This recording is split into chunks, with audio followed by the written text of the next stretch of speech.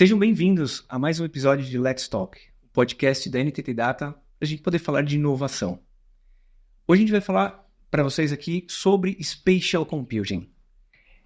A Spatial Computing é um tema muito novo e eu trouxe pessoas fantásticas para falar para vocês aqui sobre tudo que tem acontecendo das novas economias. Spatial Computing veio para ficar no nosso dia a dia, vai revolucionar a forma como a gente vive e eu trouxe aqui convidados especialíssimos. Estamos aqui com a Carol. Carol é gerente de Creative Design, né? Soluções criativas, criação de conteúdo. Convidamos a Gisele está aqui, nossa líder de design estratégico, e também Cauê. Cauê é gerente executivo de inovação. Certo? Bom, a computação espacial, como falamos em português, né, mais conhecida como Spatial Computing, veio de muitos anos atrás, né? Nós estudamos e trabalhamos com Spatial Computing desde 2018, dentro da NTT Data, criando soluções, pesquisando tecnologia, criando conteúdo e levando todo esse diferencial para os nossos clientes. Mas a Spatial Computing, ela evoluiu de realidade aumentada, da realidade virtual, passou por uma fase que foi conhecida como X-Reality, e hoje nós tratamos de Spatial Computing, esse contexto, esse guarda-chuva de tecnologias, né, que criam muitas possibilidades para a gente. Queria que vocês introduzissem um pouco aí, contassem aí, Cauê, a parte executiva, como que é a sua visão sobre Spatial Computing hoje? O que está acontecendo no mercado, Cauê? Bom, primeiramente, olá para todo mundo. Como você bem disse, né, Marcelo? Spatial Computing é uma evolução natural daquilo que a gente conhece, que é um guarda-chuva, né, de tecnologias e conceitos. Mas na Spatial Computing a gente tem uma coisa diferente que a gente fala que é a ancoragem, as economias novas, que acho que é um pouco que a gente vai discutir aqui hoje, né? Mas o mercado ele veio para ficar, né? A gente está vendo muitas coisas já sendo desenvolvidas. A gente está falando sobre deixar objetos 3D ou interações 3D fixas no mundo real. Então tem um mercado muito grande para ser construído desde o zero, né, com a Spatial Computing.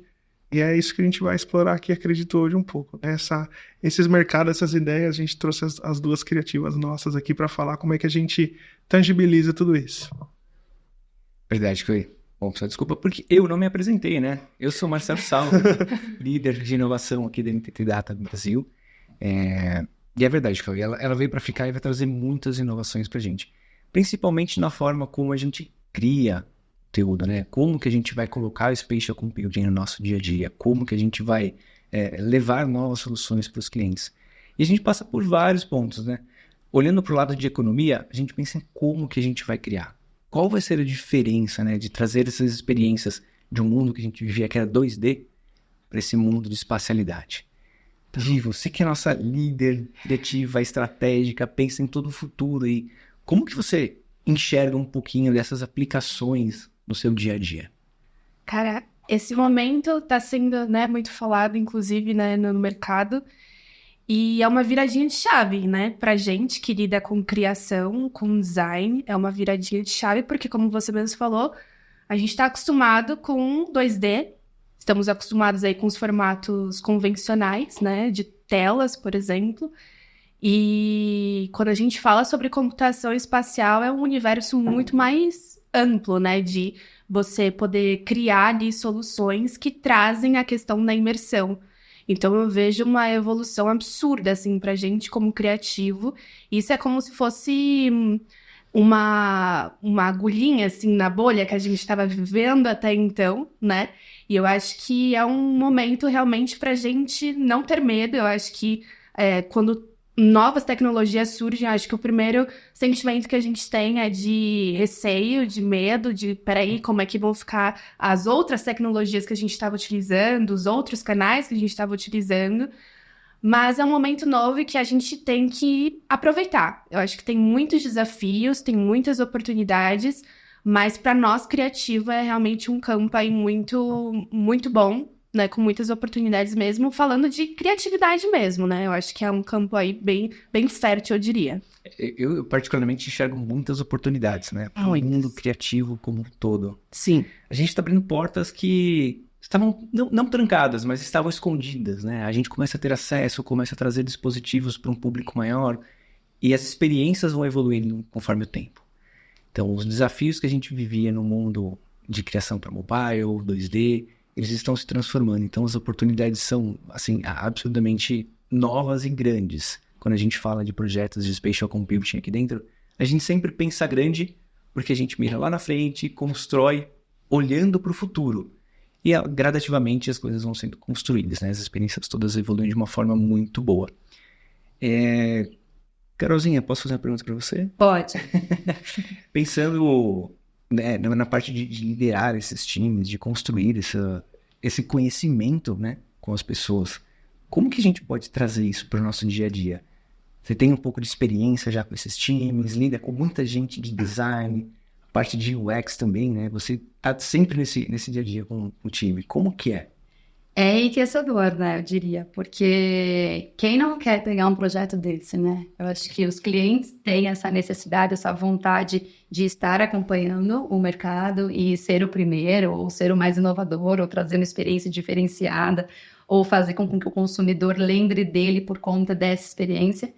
E quem faz a experiência está brilhando os olhinhos quando chega essa oportunidade. Então, assim, é gostoso conduzir um time que participe disso, porque você vê a vontade de contar sobre. Eu fiz, eu acompanhei, eu criei.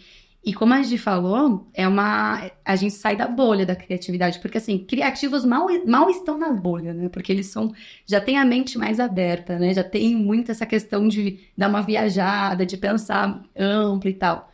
Quando você sai de formatos estáticos, de situações onde você já tinha, né, como seguir, aí a viagem acontece. E quando a viagem acontece, você vê que os profissionais que estão atuando ficam mais livres, mais dispostos, até demais, assim, sabe? Então, assim, é ver um novo caminho, assim, de possibilidades de criar novas experiências. Então, liderar projetos, liderar times que consigam estar em projetos atrelados a isso é demais, assim, porque, de fato, é algo que a gente quer contar, que a gente participou e que a gente inovou junto de uma marca, sabe? De um cliente nosso. Acho que é isso. Eu acho que tem um fator do processo criativo, né? Que entra aí nessa questão da computação espacial, porque quando a gente vai fazer alguma solução, algum produto, algum tipo de serviço, às vezes a gente está mentalizando muito ali no resultado. E a computação espacial, ela traz muito dessa imersão não só ali no resultado. Ela vai fazer com que todos os criativos participem dessa imersão durante o processo. Então, o processo criativo, que para a gente já é, assim, super importante, a gente já acaba mergulhando, quando a gente traz a computação espacial, aí fica ainda mais imersivo, e isso para todo mundo que estiver atuando no projeto, né? Então, essa questão do processo criativo também para a gente vai ser um outro diferencial, onde as pessoas vão poder também ali não só focar no resultado, mas experienciar aquilo que está sendo construído. Então, acho que isso também é um outro fator mega importante para esse novo momento, assim. É verdade, verdade. Eu também tenho um background histórico de criação, né? Então, tenho também da parte de comunicação, e eu vejo muito essa transformação, né? Tudo que a gente pode criar de novo, como que a gente se aproxima dos clientes, como que os clientes levam essa demanda para os próprios consumidores, como que a gente vai proporcionar tudo isso. E eu acho que isso traz uma grande oportunidade de transformação, certo? Quando a gente fala de novas economias. Então, a gente está realmente transformando o mercado e criando novas oportunidades. E a gente pensando em formação de times, motivação, como que as pessoas vão se interessar por esse tema novo, né? Como que a gente dá oportunidade para as pessoas participarem. Mas isso também a gente tem que pensar nos nossos clientes. Como que eles estão vendo essa situação, Cauê? Assim, como que você aborda e leva essa oportunidade para os clientes entenderem e começarem a perceber esse conteúdo de uma forma diferente? Primeiro a gente fala para os clientes que a gente tem um canal novo, né? Ninguém vai deixar de usar o celular, deixar de usar o laptop, deixar de assistir televisão para ficar totalmente imerso em Spatial Computing 100% do tempo. Então nós temos um canal que é mais imersivo, historicamente, cientificamente ativa mais partes do cérebro. Então se você colocar um cliente numa URA ou numa URA feita em Spatial Computing, que a gente brinca, a absorção de conteúdo vai ser muito melhor em Spatial Computing, em realidade virtual aumentada. Então, primeiramente isso, né? Falar que isso é um novo canal de conexão, né? um novo canal de comunicação. E aí a gente cria aí algumas coisas novas. Então, por exemplo, antes, as redes sociais, elas eram de players específicos que a gente já conhece. Né? A gente entra na rede social A, B ou C para fazer determinada coisa. Agora, quando a gente está numa experiência de Spatial Computing, de um banco, de um hospital, a gente está numa rede social. Né? A gente fala que é uma rede social instantânea. Então, por mais que tenha você ali, só você e o médico, então aquele nosso cliente está cuidando de uma rede social naquele momento. Né? Então, tem todos os benefícios e todas as responsabilidades disso juntas. Né? Então, essa é uma das economias. Isso é muito vantajoso para o cliente, né? Porque quem está nesse novo canal de comunicação, ao contrário dos outros canais, vai se sentir parte, vai se sentir dono daquele canal de comunicação. Então, puxa, por que eu não posso ancorar o extrato da minha conta no cantinho da minha sala? Então, toda vez que eu quero ver o extrato da minha conta, ele está lá no cantinho da minha sala. Né? Isso cria outras coisas. Vocês falaram de criatividade, a gente vai ter decoradores de interior, arquitetos, pessoas de criatividade que, teoricamente, não eram tão digitalizadas, participando do processo agora com a gente. Porque a gente está falando sobre ter computação como se fosse uma coisa real. Então, assim, a gente aborda dessa forma. Né? A Spatial Computing ela é um canal novo, e ela vai fazer parte da vida das pessoas. As pessoas vão se sentir donas daqueles objetos, daquelas experiências dentro das casas delas. Então é um pouquinho diferente da relação que a gente tem com o celular. Né? Que a gente abre o aplicativo, depois fecha ele e acabou. Ali não. Eu vou saber que naquele lugar da minha casa eu tenho minha lista de compras, eu tenho uma determinada funcionalidade. Isso abre muitas portas. Né? É verdade. Isso abre muitos caminhos. E não é o nosso dia a dia, né? Criar conteúdo, falando de inovação especificamente. Mas temos aqui nossas duas especialistas de Creative Design, que é a área especialista em conteúdo e criação aqui da NTT Data.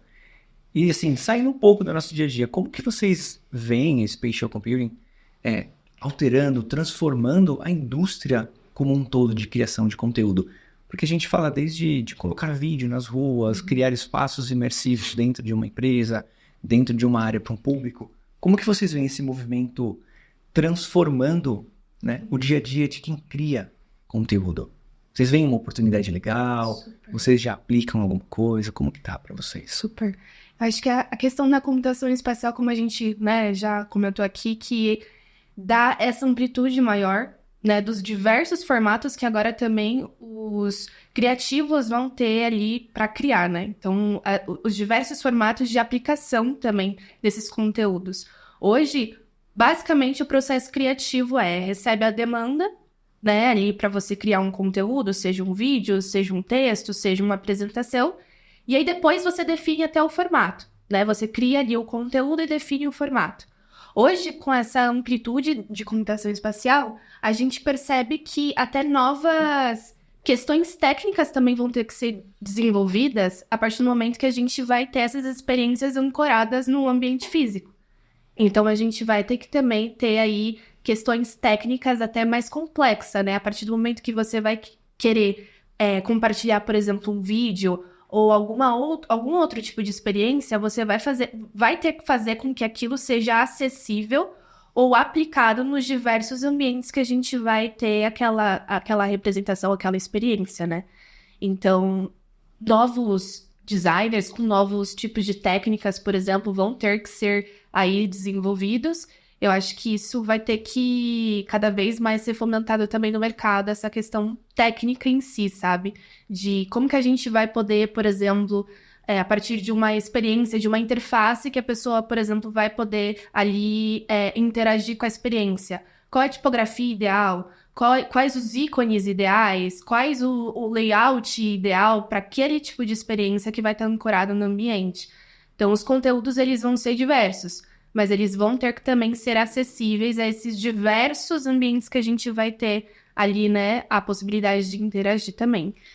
Eu acho que no time nasce novos desafios, né? Nasce novas necessidades e skills, que a gente já, inclusive, no time já tem acoplado pessoas que não faziam parte há 2 anos atrás de Creative Design, por exemplo, e hoje já estão no time porque precisam. A gente tem outras, né, necessidades. E o sentimento que eu tenho é de atualização. O time não para, não dá mais para você deixar de estudar, deixar de estar, porque assim, as coisas mudam muito rápido.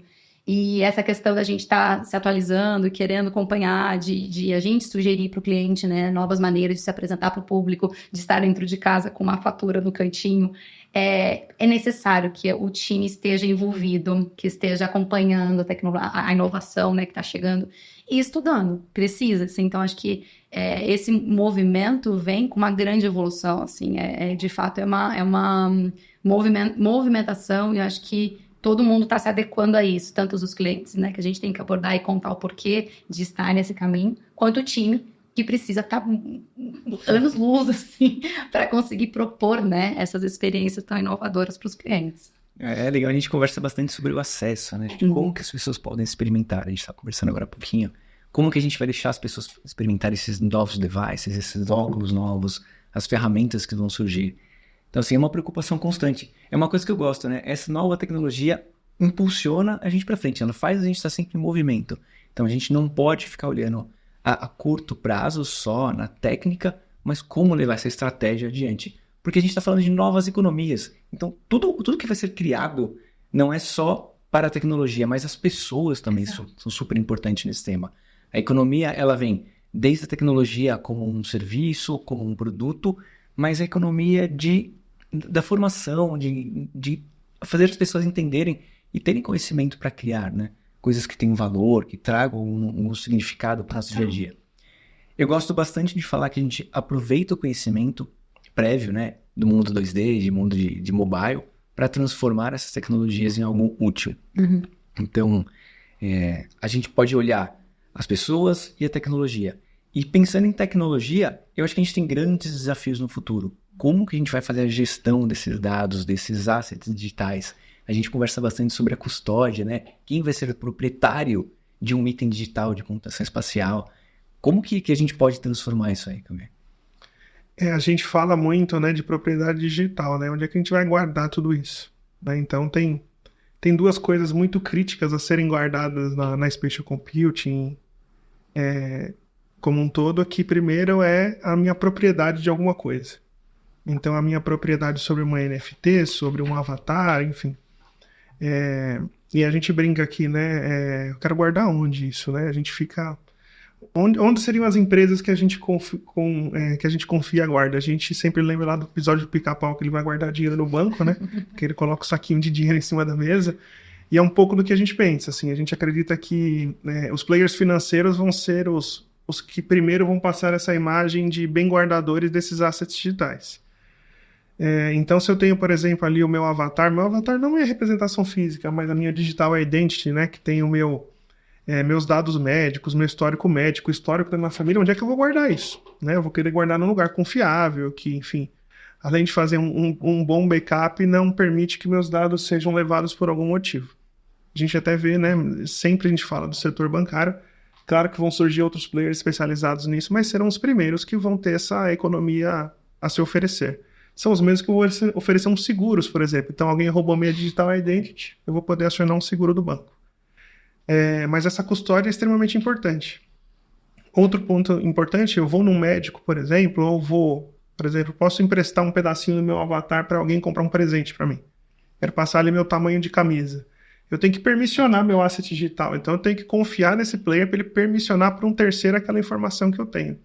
A gente já tem isso hoje na nossa carteira de trabalho, né? Uma blockchain governamental, e a gente permissiona ela para a empresa quando a gente vai entrar numa empresa nova. E ela usa ali por 5, 6, 7 dias, faz o registro e depois volta. Então isso já funciona, isso já faz sentido. Então essa economia dos assets digitais, né, não é só aquela NFT que a gente viu, né, NFTs, as famosas aí, né, o que era um NFT, né, mas ter essas informações, ter elas custodiadas vai ser uma coisa super importante. E aí o que você está me dizendo, então, pensando economicamente, assim, eu poderia ter um avatar, uma informação minha que eu consigo particionar ela e dividir com outras pessoas. Eu posso ter custódia em um lugar, posso ter uma custódia, por exemplo, do Marcelo, que tem os dados médicos dentro de uma outra instituição, e isso gira uma economia dessa troca de dados, de quem guarda. Como que funcionaria isso? Exatamente. E até o benefício de você ter esse avatar, vamos chamar assim, uma digital identity, né, um avatar enriquecido de dados, é até para o físico. Né? Você entra numa loja hoje, para você comprar uma roupa, você precisa sair pesquisando o seu tamanho na Arara, ir lá e no provador ver se aquilo funciona. Você poderia logar com o seu avatar ali enriquecido de dados na loja, num totem físico, e ele te indicar quais são as melhores roupas, se tem o seu tamanho ou se não tem, te oferecer um modelo que não está ali disponível, mas ele pode entregar na sua casa. Né? Então, assim, é isso mesmo. A gente está falando de ter uma identidade enriquecida de dados. Esses dados são qualquer dados que a gente queira colocar, literalmente desde dados médicos até dados físicos, medidas físicas, dados trabalhistas, dados de transações financeiras. E aí a gente inverte um pouco a economia, né? Porque eu posso ter o meu avatar e criar uma economia em volta desse avatar. Então, na minha carteira, onde ele está guardado, eu já posso ter várias ofertas de roupas reais que servem para o Cauê. Já posso ter várias ofertas de produtos financeiros que servem para o Cauê. Então, muda um pouco o paradigma de criação de serviço, entendeu? Isso é bem legal. Muito legal, muito legal. E sim, a gente consegue até pensar em outras experiências, né? Porque tem esses dados que eles são dinâmicos, você consegue levar ele, e a gente pensando em interação com o espaço físico, né?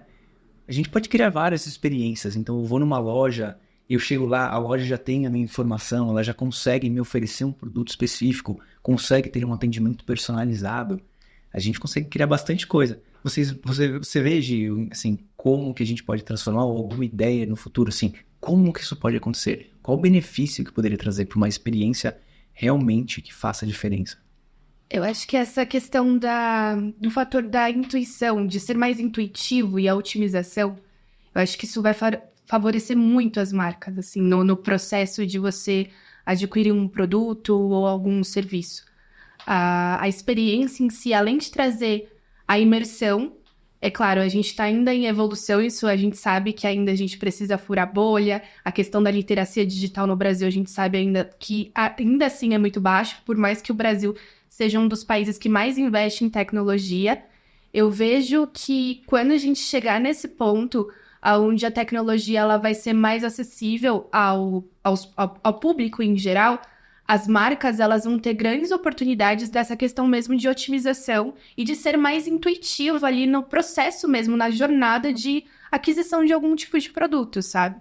Então, você traz ali uma experiência que faz ela ter um contato até mais próximo com a marca, né? Quando a gente fala de imersão, é justamente isso, né? Você trazer a proximidade do usuário para perto de você. Você faz a pessoa mergulhar num universo ali que você criou. E isso é incrível para a marca, quando a gente fala de posicionamento de marca, né? As marcas estão buscando isso, que as pessoas respirem elas, que elas falem das marcas. Então, quando a gente traz uma experiência desse tipo, a gente otimiza, a gente facilita, a gente faz a experiência mais intuitiva e traz também essa proximidade também para o público. Então, eu vejo que isso vai ser muito decisivo também no mercado e muitas marcas, inclusive, já têm apostado bastante nisso, né?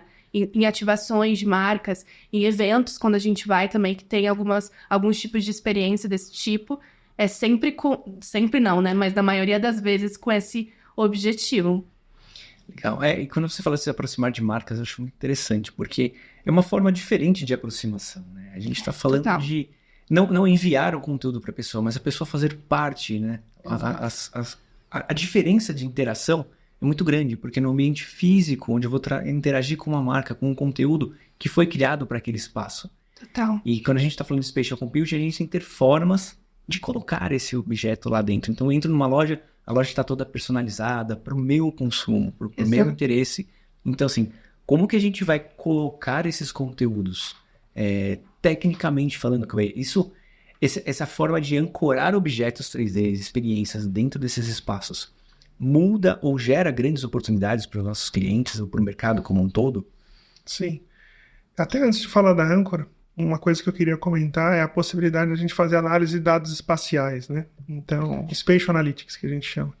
Então, a partir do momento que eu coloco um óculos, um relógio virtual, por exemplo, no meu pulso, e eu tô com um device qualquer, eu consigo saber se a pessoa virou, se não virou aquele relógio, o que ela fez. A gente já tem uma versão dessa muito boa andando na rua. Hoje os carros são posicionados nas concessionárias de carro igual as pessoas posicionam no videogame para tirar foto. Então o modo foto dos jogos de corrida serve para isso. Não sei se vocês já viram os carros andando na rua. Agora tem o verde sólido, tem o cinza sólido, tem algumas cores sólidas porque elas vieram desses analytics de videogames, né, de jogos virtuais. Então já essas coisas estão chegando na rua. E aí agora a gente tem as âncoras, né? E a gente vai ouvir muito essa palavra âncora nos próximos anos. Acho que, sei lá, até a gente ir embora dessa terra, que é o fato de eu fazer uma coisa virtual permanecer no mundo real, né? Ela fica literalmente ancorada naquele espaço físico e de forma persistente.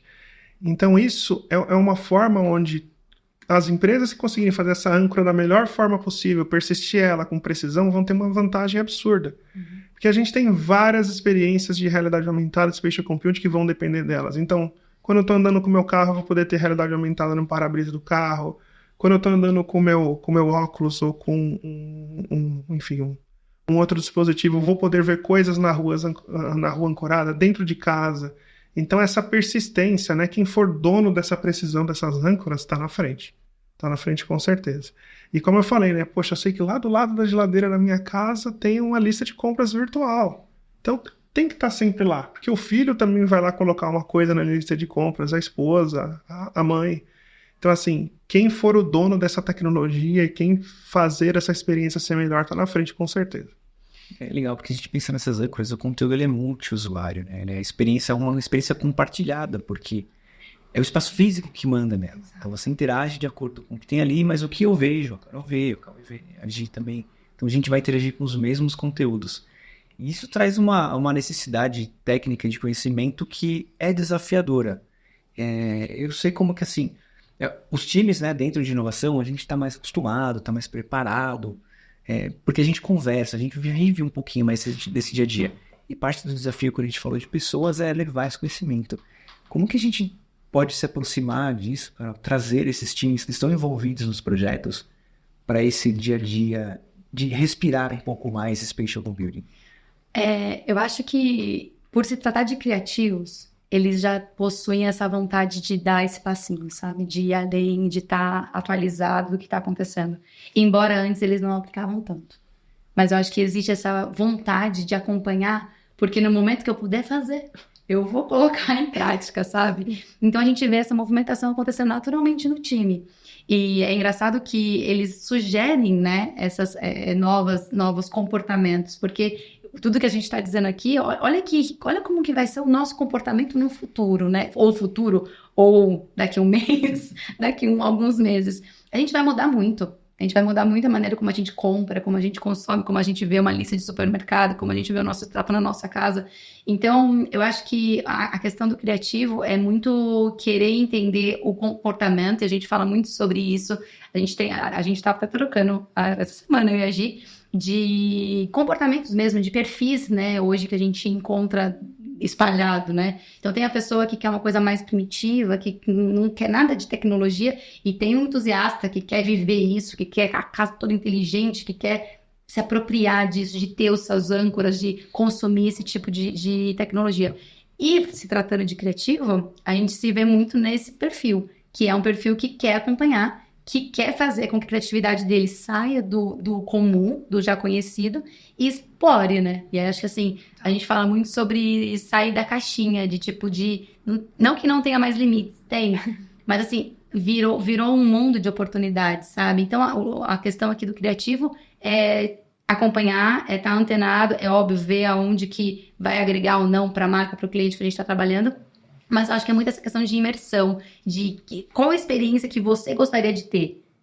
E aí, a partir disso, você consegue tentar trazer esse cenário, óbvio, contando com multidisciplinas ali no nosso time, para ir agregando, né? Brainstorm é uma coisa que a gente faz sempre para ver o que vai impactar, o que um tem de ideia que vai agregar mais para esse tipo de experiência. Então, acho que ali é respirar e é viver essa tecnologia com criatividade. É muito rico isso para o time. A gente consegue sair muito do nosso mundinho e a gente consegue acompanhar, sabe? Trazendo para o cliente experiências mais bacanas, assim, que aproximem mais, como a gente falou. É uma imersão mesmo, tipo, você leva para... Você faz parte, o Cauê falou, né? Você meio que vira dono daquilo. Então, não é mais da loja. Então, você tá ali. O relacionamento é outro. Total. Acho que é meio que isso. Eu tenho um ponto que a Ká falou de comportamento e que eu acho que, agregando, acho que vai ser fundamental, já é fundamental para nós criativos entendermos disso. E principalmente designers até, né? Entender um pouco de comportamento. Mas agora, se a gente olhar para a experiência em si, não vai ser somente as nossas mãos que vão ali interagir com a experiência, vai ser o nosso corpo que vai interagir com a experiência. Então, assim, das nossas mãos passa todo o nosso corpo pertencer a uma experiência. Então, para eu criar uma experiência, eu vou ter que saber de comportamento. Eu vou ter que saber como as pessoas se comportam, como elas interagem com uma experiência. Então, acho que esse fator comportamental, inclusive, agora com certeza é por conta disso, tem, assim, criado muitos cursos até com foco em comportamento, justamente visando, né, esse futuro das novas tecnologias que vão exigir disso. A partir do momento que você entende de comportamento, você ali, óbvio que a gente não vai ter nunca certeza absoluta, mas a gente tem ali uma previsão, a gente consegue ter ali algumas certezas de como que vai ser a interação da pessoa. Então, acho que esse fator também de você estudar como que pode ser a reação da pessoa interagindo com a experiência, como que o cérebro reage a determinada experiência, quais são as limitações, isso também vai ser essencial ali na hora de você construir ali um serviço, um produto, ou colocar alguma experiência ali no ambiente. Fantástico, fantástico. Assim, vocês tocaram num ponto que eu acho extremamente importante, que é comportamento. Total. Quando a gente fala de inovação, no geral, eu sempre defendo que a gente tem que mudar o comportamento das pessoas. A inovação ela não acontece só pela tecnologia, ela acontece pela mudança de hábito. A gente tem que mudar a forma como as pessoas vivem, como elas fazem, para uma coisa melhor. Não adianta a gente criar alguma coisa que atrapalhe, que não ajude. Então, entender o comportamento e conseguir transformar, eu acho fantástico. E assim, pensando em comportamento, a gente tem um grande desafio para a criatividade quando a gente fala disso. Porque muitas vezes as pessoas ficam com algumas barreiras técnicas e aí a criatividade trava. É um desafio grande. A gente desassociar a parte